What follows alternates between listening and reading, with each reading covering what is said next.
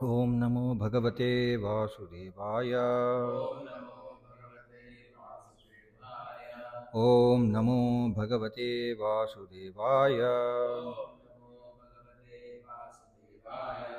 ओम नमो भगवते वासुदेवाय।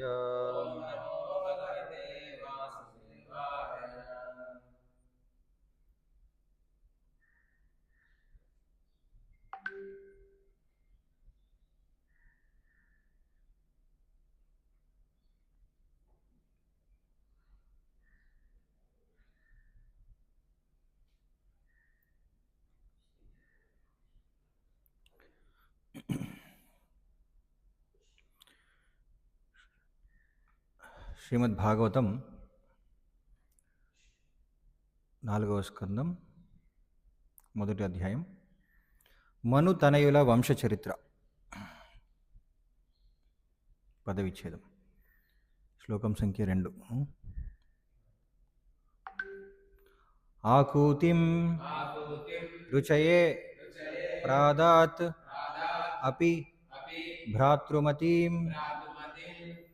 భ్రాతృమతీం నృపః పుత్రికా ధర్మం ఆశ్రిత్య శతరూపా అనుమోదితః.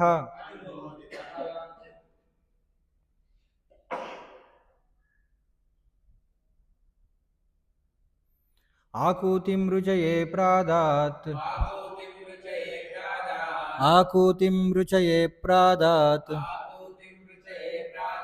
అపి భ్రాతృమతీం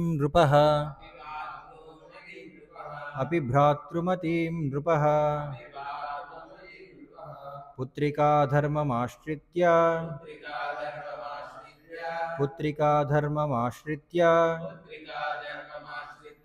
శతరూపానుమోదితః.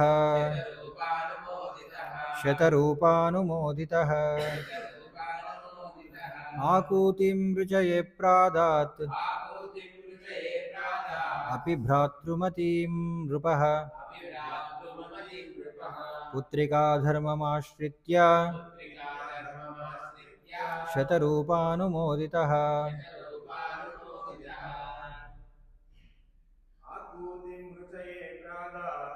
ఆకూతిం రుచయే ప్రాదాత్ అపి భ్రాతృమతీం నృపః పుత్రికా ధర్మమాశ్రిత్య శతరూపానుమోదితః. ఆకూతిం రుచయే ప్రాదాత్ అపి భ్రాతృమతీం నృపః పుత్రికా ధర్మమాశ్రిత్య శతరూపానుమోదితః. ఆకూతిం రుచయే ప్రాదాత్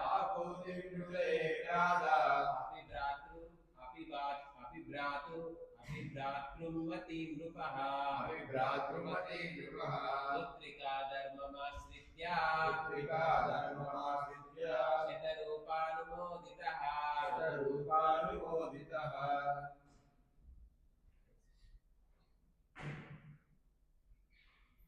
ఆన్లైన్లో ఎవరైనా చదువుతారా? హరే కృష్ణ. ఆకూతిం రుచయే ప్రాదాత్ అపి భ్రాతృమతీం నృపః పుత్రికా ధర్మమాశ్రిత్య శతరూపానుమోదితః.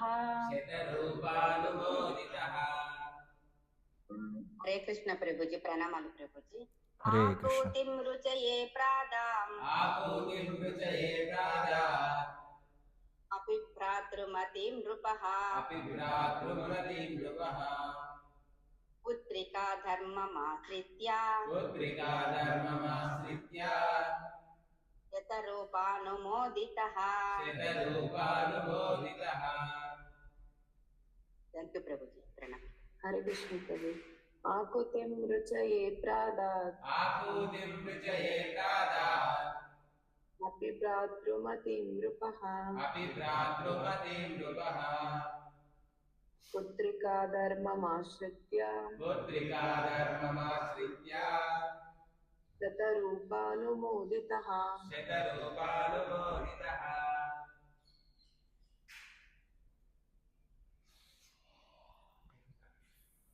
ఓకే.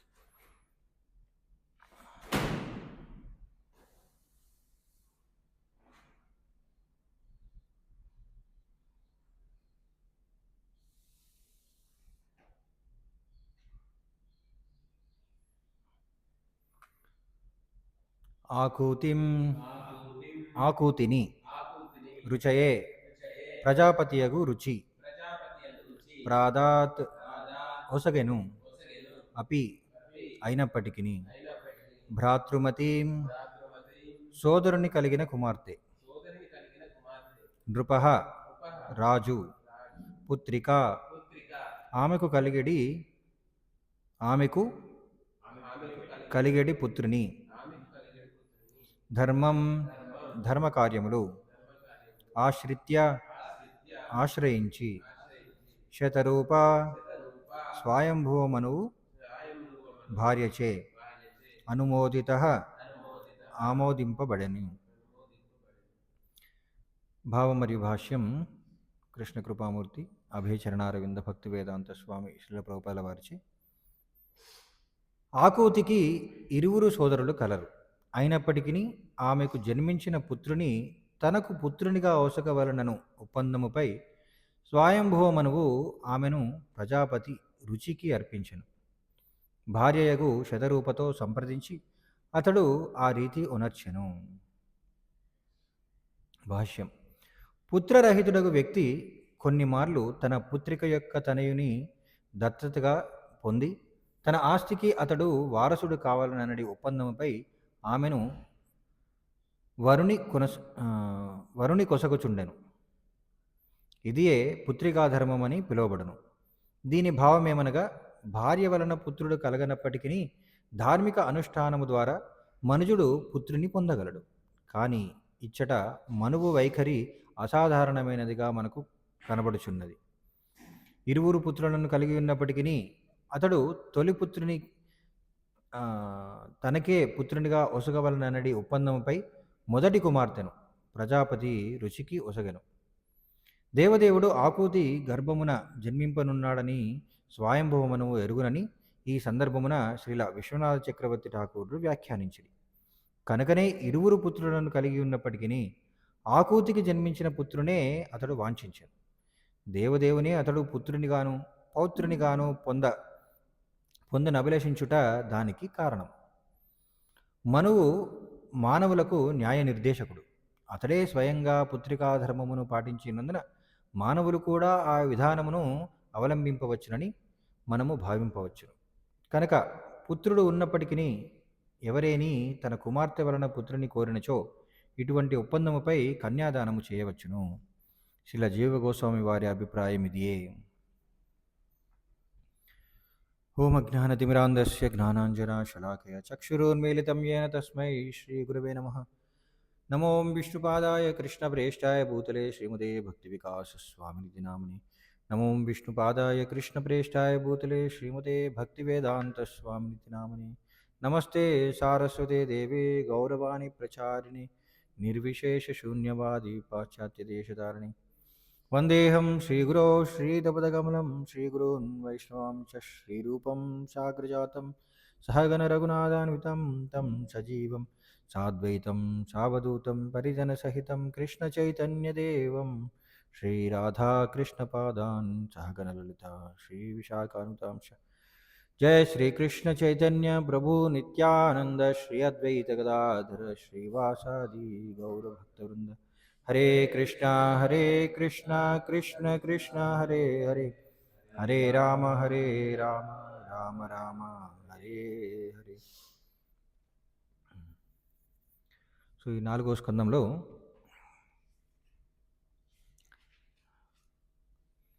మను తనయుల వంశ చరిత్ర.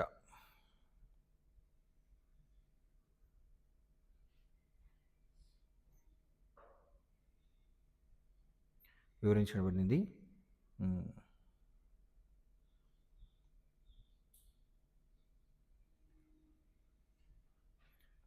మనువు శతరూప వలన 3 పుత్రికలను పొందాడంట. ఎవరు?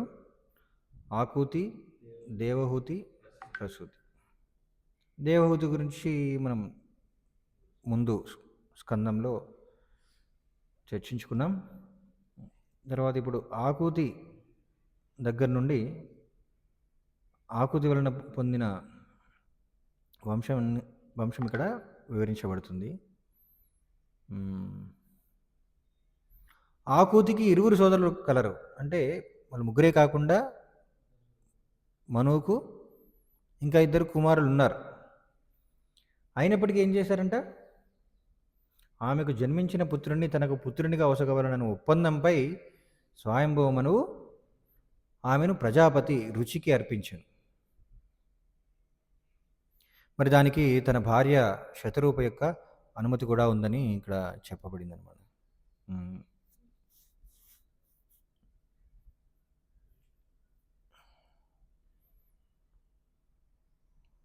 ఈ విధానాన్ని ఏమంటారు?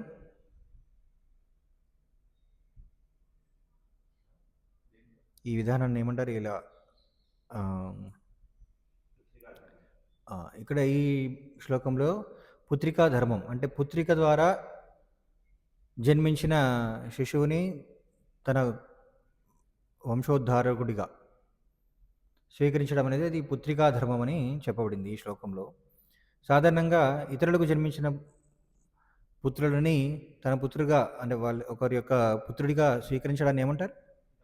దత్తత స్వీకరణ. ముఖ్యంగా ఈ భాష్యంలో ప్రభువుల వారు చెప్తున్నారు, చివరిలో ఏం చెప్తున్నారంటే, మనువు మానవులకు న్యాయ నిర్దేశకుడు. అతడే స్వయంగా పుత్రికా ధర్మమును పాటించినందున మానవులు కూడా ఆ విధానమును అవలంబింపవచ్చును అని చెప్పబడింది అన్నమాట. మరి ఇక్కడ మనువు ఎందుకు తనకు అప్పటికే 2 కుమారులు ఉన్నప్పటికీ కూడా మరి ఎందుకు తన కుమార్తె ఆకూతికి జన్మించిన పుత్రుణ్ణి మళ్ళీ దత్తత తీసుకోవాలనుకుంటున్నాడు? మనకి భాష్యంలో ప్రభువులు చెప్పారు కదా, శ్రీల విశ్వనాథ చక్రవర్తి ఠాకూర్లు వివరించిన విధంగా ఏంటంటే, మనువుకు తెలుసు భవిష్యత్తులో ఆకూతికి జన్మించే మొదటి సంతానం స్వయంగా భగవంతుని యొక్క అంశాన్ని ఆయనకు తెలుసు. కాబట్టి ఆయన ఏమనుకున్నాడంటే, తను తన వంశాన్ని అంటే తన యొక్క బాధ్యతల్ని, రాచరిక బాధ్యతల్ని స్వీకరించాలని ఆయన అనుకున్నాడు అనమాట. పరిపాలనా బాధ్యతల్ని స్వీకరించాలని అనుకున్నాడు. కాబట్టి అలా ఆయన పుత్రిక ద్వారా పొందిన కుమారుణ్ణి దత్తత తీసుకోవాలనుకున్నాడు. సో అది పుత్రికా ధర్మం అని చెప్పబడుతుందని చెప్పారు.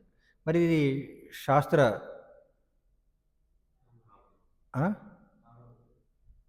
శాస్త్రామోదమే.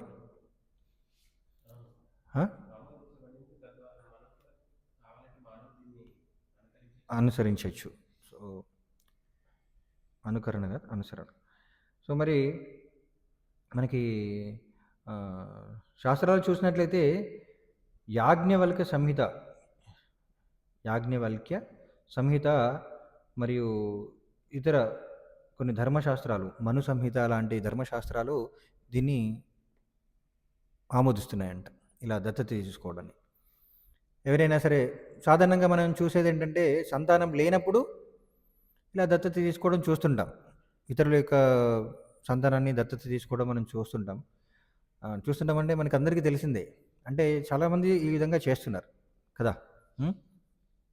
కానీ ఇక్కడ మనం ఏంటంటే, తను పుత్రుడు ఉన్నప్పటికీ కూడా తన కుమార్తె యొక్క పుత్రుని దత్తత తీసుకున్నాడు. మరి దానికి ముఖ్యమైన కారణం ఏంటంటే, తన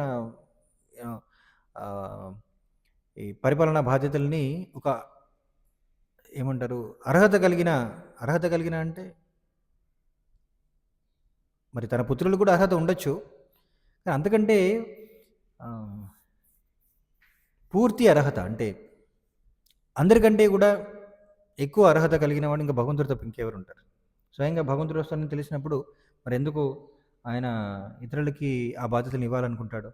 సో అందుకని స్వయంగా భగవంతుడు ఆకూతికి జన్మించినప్పుడు ఎవరు ఏ ఏ విధంగా జన్మిస్తాడు? ఉమ్? ఆ ఆకూతికి జన్మించిన పుత్రుడెవరు? ఆ, యజ్ఞ యజ్ఞ రూపంలో భగవంతుడు జన్మిస్తాడు. దక్షిణ అను లక్ష్మీదేవి లక్ష్మీదేవి దక్షిణగా జన్మిస్తుంది. అది ఏంటంటే మళ్ళీ తర్వాత శ్లోకంలో చూద్దాం ఎందుకలా. మరి వాళ్ళిద్దరూ సోదరుడు కదా, ఒక తల్లికి జన్మించారంటే ఎందుకలా జన్మిస్తారు ఏంటని మళ్ళీ చూద్దాం. కానీ ఇక్కడ ఏంటంటే యజ్ఞ భగవంతుడు యజ్ఞ రూపంలో జన్మించాడనమాట ఆకూతికి. మరి ఆయన పరిపాలనా దక్షుడు కాబట్టి ఖచ్చితంగా భగవంతుడికి మరి ఆ లక్షణాలన్నీ ఉంటాయి కాబట్టి ఆయన ఆ విధంగా యజ్ఞను తన బాధ్యతలు స్వీకరించాలని ఆయన కోరుకున్నాడు. మరి మనం చెప్పినట్లు ఏంటంటే ఇంతకుముందు మనం అనుకున్నట్లు ఈ ధర్మశాస్త్రాల్లో కూడా ముఖ్యంగా యాజ్ఞవల్క్య స్మృతి శాస్త్రాల్లో కూడా ఇది అనుమతించబడింది. అంటే ఒకరికి పుట్టిన సంతానాన్ని కాకుండా ఇతరులకు జన్మించిన సంతానాన్ని దత్తత తీసుకోవడం, ఇది 12 రకాలు ఉంటుందంట. దత్తత విధానం 12 రకాలు ఉంటుందంట. ముఖ్యంగా 5 రకాలు వివరించబడింది. 5 రకాల దత్తత విధానాలు స్వీకరించబడింది.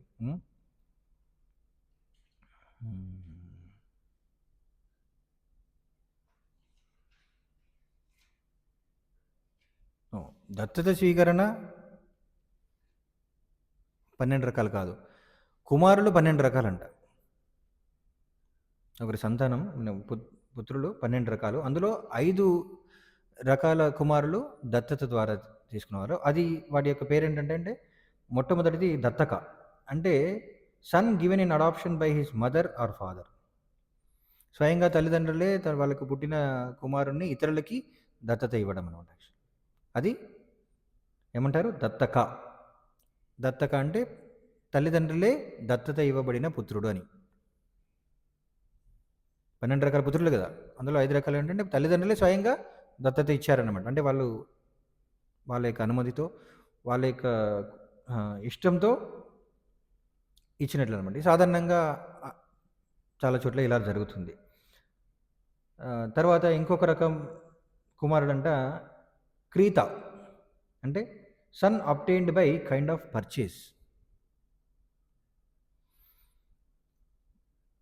అంటే ఎవరికైతే పుత్రుడు జన్మించాడో వాళ్ళు ఇవ్వడానికి ఇష్టపడరు, కానీ వాళ్ళకి కావలసిన ధనాన్ని ఇచ్చేసి, ఏదో ఒక ధనము కావచ్చు, ఏదో ఒక దాన్ని వాళ్ళకి ఇచ్చేసి, తల్లిదండ్రులకి ఇచ్చేసి పుత్రుడిని తీసుకోవడం క్రీత అనంట. క్రీత పుత్రుడు. తర్వాత 3వ రకం పుత్రుడు కృత్రిమ, అంటే one voluntarily accepted as son without full adoption ritual. So మరి శాస్త్రాల్లో దత్తత తీసుకోవాలంటే కొన్ని రకాల ఏమంటారు సంస్కారాలు పాటించాలన్నమాట. సంస్కారం అంటే కొన్ని రకాల విధానాలు, రిచువల్స్ పాటించాలి. కానీ అవన్నీ లేకుండా స్వయంగా ఒక వ్యక్తిని పూర్తి ఇష్టంతో ఇక నుండి నువ్వే నా కుమారుడు అని చెప్పేసి అలా స్వీకరించడం అనమాట. యాక్చువల్లీ ఎటువంటి రిచువల్స్ అంటే ఏమంటారు? క్రతువులు. ఎటువంటి క్రతువులు లేకుండా స్వీకరించడం అంటే దాన్ని ఏమంటారు? కృత్రిమని అంట. తర్వాత అపవిద్ధ పుత్రుడు, అంటే foundling taken and raised as son. Foundling అంటే ఎక్కడో దొరికాడు అనమాట. సాధారణంగా మనం చూస్తుంటాం ఏంటి, ఇప్పుడు ఎవరు అందరికీ తెలిసిన పుత్రుడు ఇలా దొరికితే తల్లిదండ్రులు పెంచుకోవడం, కర్ణుడిని తన తల్లి కుంతి ఏం చేసింది, ఒక పెట్టెలో పెట్టేసి నదిలో విడిచిపెట్టింది. ఇతర రాధా మరియు తండ్రి పేరేంటి, సూతుడు,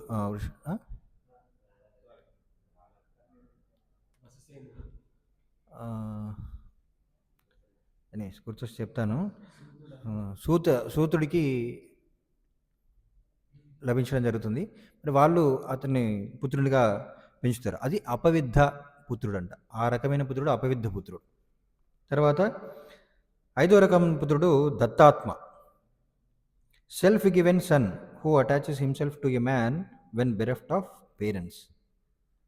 సో తల్లిదండ్రులు లేనప్పుడు మరణించడమో ఏదో ఒక విధంగా తల్లిదండ్రులను కోల్పోయిన వ్యక్తి తనకు తానే నన్ను మీరు పోషించండి అని చెప్పేసి తనకు తానే ఇతరులకు దగ్గరికి వెళ్ళి పోషించమని అడిగినప్పుడు ఆ తల్లిదండ్రులు స్వీకరిస్తే అలాంటి పుత్రుడిని దత్తాత్మ అంటారంట.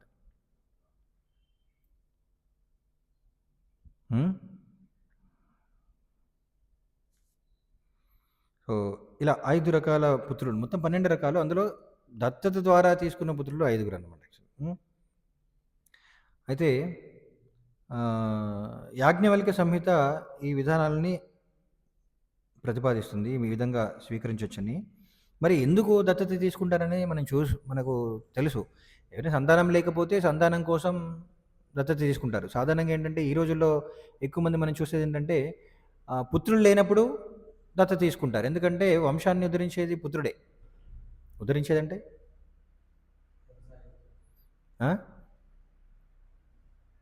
వంశాన్ని కొనసాగించడం, అంతేకాకుండా మరి తల్లిదండ్రులు మరణించిన తర్వాత వాళ్ళకి శ్రాద్ధ కర్మలు చేయడానికి పుత్రుడు అవసరం అన్నమాట. ఎందుకంటే శాస్త్రం ప్రకారం పుత్రిక శ్రాద్ధ కర్మలు చేయడానికి అనుమతించబడదు. కాబట్టి శ్రాద్ధ కర్మలు లేకపోతే ఆ వ్యక్తులకి ఏమవుతుంది? మరణించిన వ్యక్తులకి ఉన్నత గతులు వాళ్ళు పొందరు. కాబట్టి మనకు 16 రకాల సంస్కారాల్లో శ్రాద్ధ సంస్కారాలు కూడా ఉన్నాయి కదా. మరి అవి నిర్వహించడానికి ఖచ్చితంగా పుత్రుడు కావాలి. అందుకని పుత్రుడిని చాలా సాధారణంగా దత్తత తీసుకుంటారనమాట. పుత్రికలు మాత్రమే ఉన్నప్పుడు, ఎవరూ లేకపోయినా సరే దత్తత తీసుకుంటారు.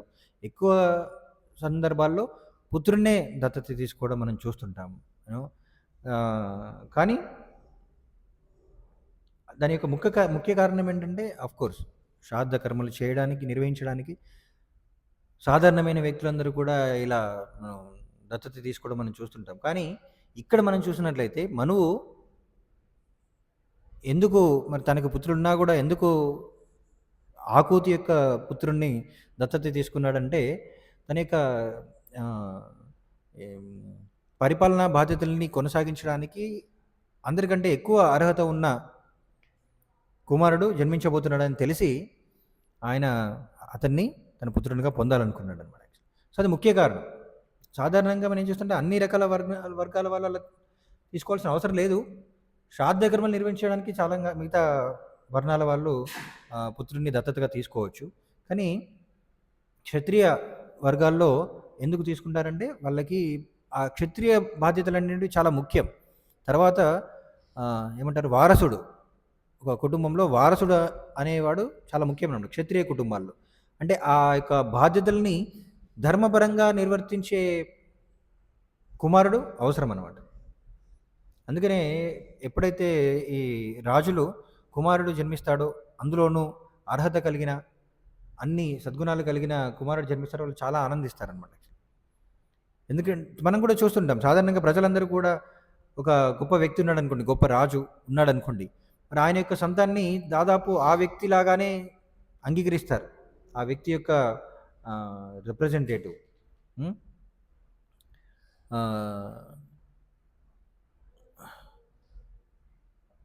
రిప్రజెంటేటివ్ అంటే ప్రతినిధిగానే స్వీకరిస్తారు. ఎందుకంటే అలాంటి లక్షణాలు ఉంటాయి, అదే కుటుంబంలో పుట్టాడు, ఆ యొక్క లక్షణాలు ఉంటాయని చెప్పేసి అనుకుంటారనమాట. యాక్చువల్లీ ఎందుకంటే సాధారణంగా సమాజంలో నాయకులు చాలా అరుదు. నాయకులు ఉండొచ్చు, కానీ సమర్థవంతమైన నాయకులు చాలా చాలా అరుదు అన్నమాట. ఎందుకంటే ఈ నాయకుల స్థానం తీసుకున్న వ్యక్తి వెంటనే తనలో ఎన్నో అవలక్షణాలను మనం చూడొచ్చు అనమాట. వాళ్ళు అవలక్షణాలు లేకపోయినా సరే వాళ్ళు చెడు అలవాట్లన్నీ కూడా నేర్చుకుంటారు. ఆ స్థానం, ఆ పదవి అలాంటిది అనమాట. అందుకనే ఆంగ్లంలో ఒక సామెత ఉంది కదా, power corrupts and absolute power corrupts absolutely. అంటే అధికారం అనేది ఒక వ్యక్తిని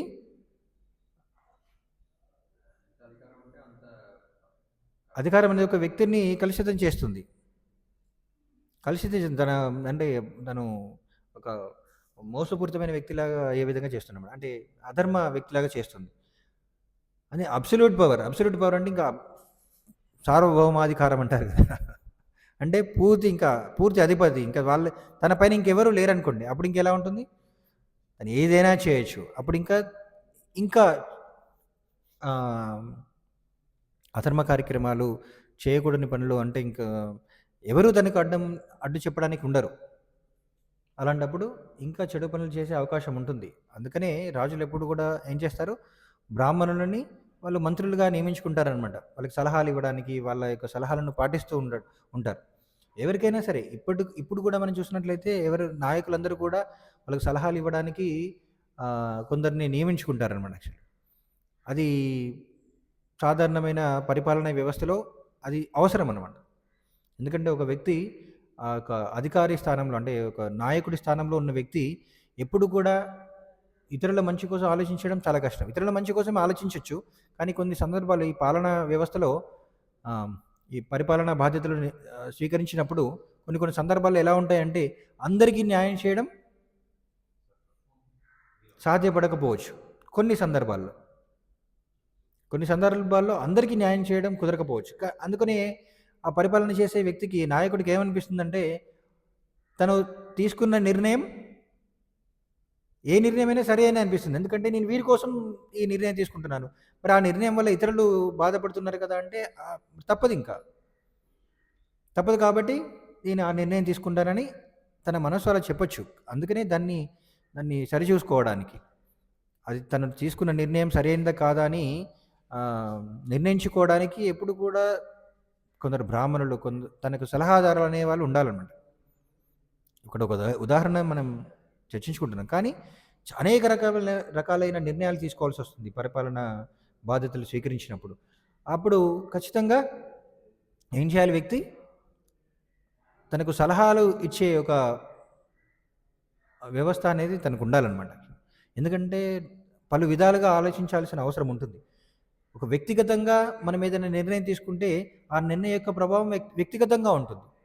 ఒక కుటుంబంలో కుటుంబ పెద్దగా ఒక నిర్ణయం తీసుకుంటే ఆ యొక్క నిర్ణయం వల్ల నిర్ణయం యొక్క ప్రభావం అనేది ఆ కుటుంబం పైనే ఉంటుంది. అలాంటిది ఒక నాయకుడు ఒక నిర్ణయం తీసుకున్నాడు అనుకోండి, దాని ప్రభావం ఎలా ఉంటుంది? ప్రజలపైన ఉంటుంది. కాబట్టి చాలా జాగ్రత్తగా నిర్ణయాలు తీసుకోవాల్సి ఉంటుంది. అందుకనే అలాంటి నాయకుడికి ఎప్పుడు కూడా సలహాదారులు ఉండాలన్నమాట. మరి అలాంటి చాలా బాధ్యతాయుతమైన స్థానాన్ని తీసుకునేటప్పుడు ఆ వ్యక్తికి అర్హత కలిగిన వ్యక్తి కావాలి. అవునా కదా? మనం చూసాం, ఎవరు వేన ఎలాంటి పుత్రుడు జన్మించాడు? ఆయన ఎటువంటి అర్హత లేదు. కాబట్టి ఏం చేశారు బ్రాహ్మణులు? అతన్ని సంహరించి తన నుండి, మరి ఎందుకంటే ఆ వంశంలో జన్మించాడు, తన శరీరంలో ఆ యొక్క వంశం నుండి వచ్చిన సద్గుణాలు ఉంటాయని చెప్పేసి ఆ శరీరం నుండే మళ్ళీ ఆ శరీరాన్ని చిలికి ఇద్దరు సంతానానికి జన్మనిస్తారనమాట. యాక్చువల్ బ్రాహ్మణులే వాళ్ళ యొక్క శక్తి ద్వారా, తపోశక్తి ద్వారా. సో మరి ఆ విధంగా ఎందుకు చేయాల్సి వచ్చిందంటే అప్పుడు అర్హత కలిగిన పుత్రుడు కాదు వేన. కాబట్టి అలాంటి పుత్రుడి కోసం వాళ్ళు చేయాల్సి వచ్చింది. పుత్రుడు అంటే అర్హత కలిగిన రాజు కాదు, నాయకుడు కాదు. కాబట్టి నాయకుడి బాధ్యత చాలా చాలా ముఖ్యం అనమాట. సమాజం అంతా కూడా ఆ యొక్క నాయకుని పైనే ఆధారపడి ఉంటుంది, నాయకుడు తీసుకునే నిర్ణయాలపైనే ఆధారపడి ఉంటుంది. అందుకనే ముఖ్యంగా క్షత్రియ వర్ణంలో ఇలాంటి సందర్భాలు ఎక్కువగా ఉంటాయి అనమాట. అంటే దత్తత తీసుకోవడం, అర్హత కలిగిన వ్యక్తిని దత్తత తీసుకోవడం అనేది అవసరం అవుతుంది. అందుకనే స్వయంభూ ఇక్కడ ఏం చేశాడు? తన కుమార్తెకి, ఆకూతికి పుట్టబోయే కుమారుడు స్వయంగా భగవంతుడే కాబట్టి ఆయన అయితే ఆయనకు సంపూర్ణంగా అర్హత కలిగిన వ్యక్తి అని చెప్పేసి ఆయన స్వీకరించాడు అన్నమాట. అలా మనం చూసినట్లయితే చరిత్రలో చాలా సందర్భాల్లో ఇలాంటి సందర్భాలు మనం చూసాం. ఇలా దత్తత తీసుకోవడం ఇప్పటికీ కూడా అనేక మంది దత్తత తీసుకుంటుంటారు. ముఖ్యంగా ఏంటంటే ఆడపిల్లలు పుట్టినప్పుడు వాళ్ళపైన అంటే ఆహ్, హ్మ్. ఎనీవేస్. సో, ఆడపిల్లలు పుట్టినప్పుడు వాళ్ళ యొక్క కుటుంబాన్ని కుటుంబానికి వారసుడు కావాలని చెప్పేసి చాలామంది దత్తత తీసుకోవడం మనం చూస్తుంటాం.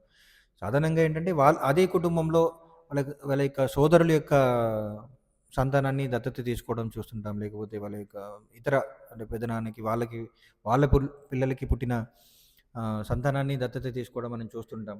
హ్మ్.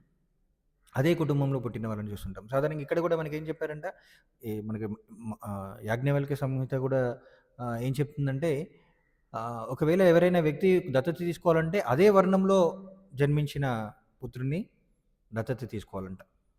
హ్మ్. కానీ మనం భవిష్యత్తులో చూడబోతుంటాం. ఈ మనువు ఎవరు? ఆయన ఏ వర్ణం చెందినవాడు? అది ఏ వర్ణానికి చెందినవాడు? హ్మ్. అప్పటికి ఇంకా వర్ణాలనేవి స్పష్టంగా లేవు. ఆయన ఒక క్షత్రియునిగా తీసుకున్నా సరే, తన అల్లుడు ఆకూతి యొక్క భర్త ఎవరు? రుచి. రుచి బ్రాహ్మణుడు. ప్రజాపతి. కానీ ఆయనకు బ్రాహ్మణ లక్షణాలు ఉన్నాయని చెప్పేసి తర్వాత శ్లోకంలో చెప్తారు. సో, కానీ ఆళ్ళేంటంటే ఉన్నత వర్ణం వాళ్ళే వర్ణం వర్ణానికి చెందిన వరుడికి వధువు తక్కువ వర్ణానికి చెందిన వధువుని ఇవ్వచ్చనమాట. అది అనులోమ వివాహం కాబట్టి దానికి అనుమతించబడింది. సో, ఆ విధంగా ఏంటంటే ఇక్కడ మనువు తన యొక్క పరిపాలనా బాధ్యతల్ని తీసుకోవడానికి అర్హత కలిగిన వ్యక్తి కేవలం భగవంతుడే అని గ్రహించి తన పుత్రికకు పుట్టబోయే కుమారుణ్ణి ఆయన దత్తత తీసుకోవాలనుకున్నాడు అనమాట యాక్చువల్లీ మరి ఇది జీవ గోస్వామి కూడా దీన్ని అంగీకరించారంట. అంటే అంగీకరించడం అంటే ఇది శాస్త్ర అంగీకారమే అని చెప్పడం జరిగింది.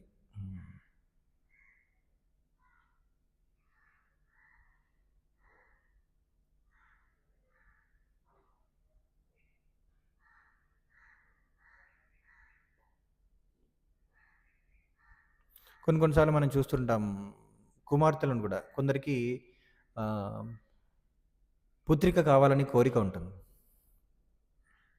ఆడపిల్ల కావాలని కోరిక ఉన్నప్పుడు అలాంటి పుత్రిక జన్మించినప్పుడు కూడా ఆడపిల్లను కూడా దత్తత తీసుకుంటారు. ఎందుకంటే ఆడపిల్లను పోషించడం యొక్క దానిపైన ప్రేమతో అలాంటి ఆడపిల్లను పోషించాలనే ఇష్టంతో కొందరు ఆడపిల్లల్ని కూడా దత్తత తీసుకుంటుంటారు.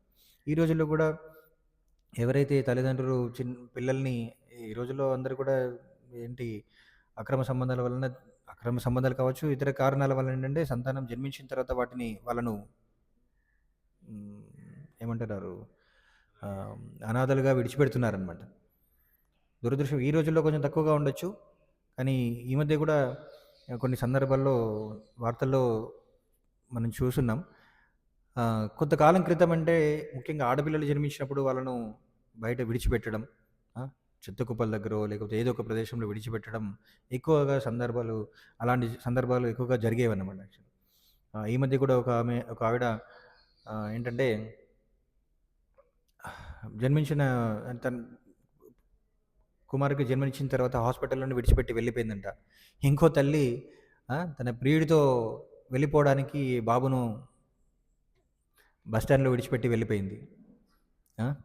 సో, ఇలాంటి తల్లిదండ్రులు ఈ రోజుల్లో ఉంటున్నారు. కానీ వాళ్ళందరి బాధ్యతలు ప్రభుత్వాలు తీసుకుంటున్నాయి ఈ రోజుల్లో. వాళ్ళందరినీ కూడా ఆర్ఫనేజెస్‌లో పెంచుతున్నారు. అనాథాశ్రయాల్లో పెంచుతున్నారు. అలాంటి పిల్లల్ని కూడా దత్తత తీసుకోవచ్చని చెప్పేసి ఆ ప్రభుత్వమే ఆ బాధ్యతలు తీసుకొని ఇతరులకి మళ్ళీ దత్తత ఇస్తుంటారనమాట. దానికి చాలా మరి వాళ్ళు సరిగా పోషిస్తారా లేదా అని చెప్పేసి దానికి చాలా నియమాలతో కూడిన చట్ట నియమాలతో కూడిన కొన్ని నియమాలు ఉంటాయన్నమాట. వాళ్ళని పోషించాలి. వాళ్ళు రెగ్యులర్‌గా వాళ్ళ యొక్క బాగోగుల గురించి మళ్ళీ ఆ సంస్థకు తెలియజేయాలి. ప్రభుత్వానికి తెలియజేస్తుండాలి. వాళ్ళకి అన్ని రకాల వసతిని కల్పించాలి. అన్ని రకాలుగా వాళ్ళని పోషించాలని చెప్పేసి ఆ యొక్క బాధ్యతలను ప్రభుత్వాలు తీసుకుంటున్నాయి.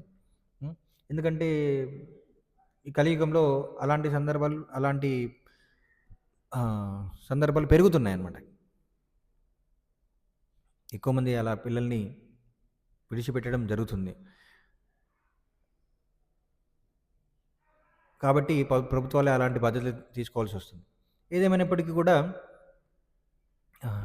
దత్తత అనేది శాస్త్రరీత్యా అనుమతించబడింది అని మనకి ఈ శ్లోకం ద్వారా తెలుస్తుంది. మరి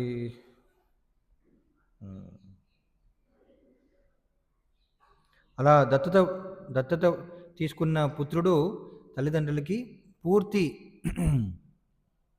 వారసుడు అవుతాడు. అంటే ఆ దత్తత తీసుకున్న తల్లిదండ్రులకి ఇతర పుత్రుడు ఉన్నా సరే వీళ్ళకి కూడా సమానంగా ఆస్తిపైన హక్కులు ఉంటాయంట. అంతేకాకుండా వీళ్ళు శ్రాద్ధ కర్మలు నిర్వహించే పూర్తి అర్హత కూడా వీళ్ళకి ఉంటుందంట. శాస్త్రానుగుణంగా శ్రాద్ధ కర్మలు నిర్వహించినా సరే వాళ్ళకి తగిన గమ్యాన్ని ఏమంటారు ఫలాన్ని పొందుతారు తల్లిదండ్రులు.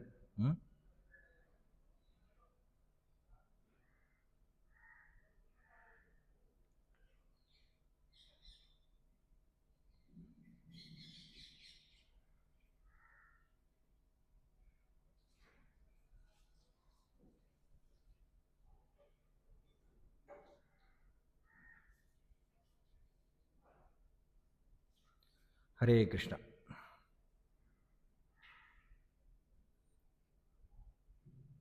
సో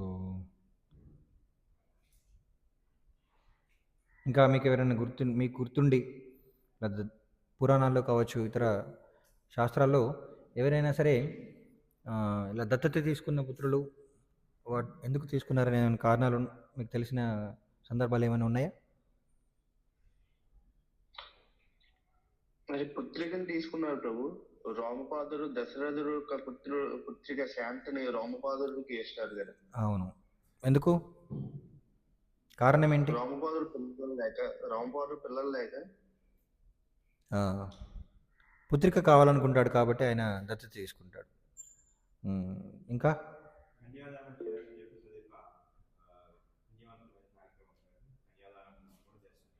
కన్యాదానం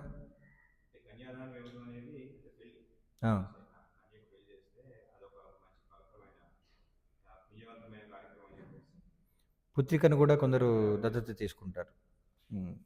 అంటే కన్యాదానం చేయాలనే కోరికతో కొందరు పుత్రికను ఆడపిల్లల్ని దత్తత తీసుకుంటూ ఉంటారు. అంటే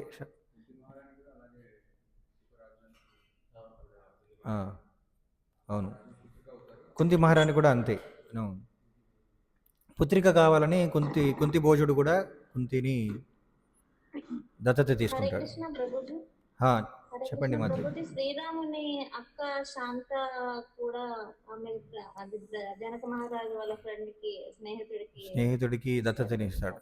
అవును, శ్రీరాముడికి సోదరి ఉంది.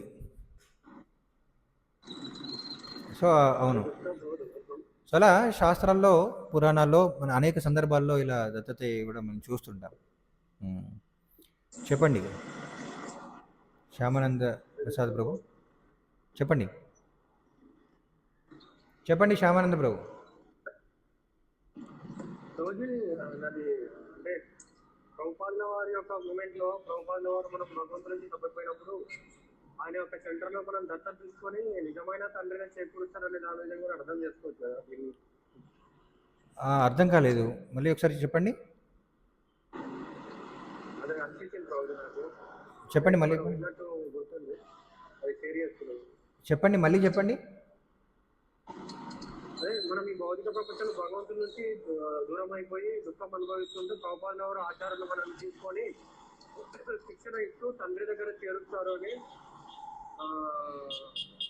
ఇండికేషన్ చేస్తున్నారని నాకు.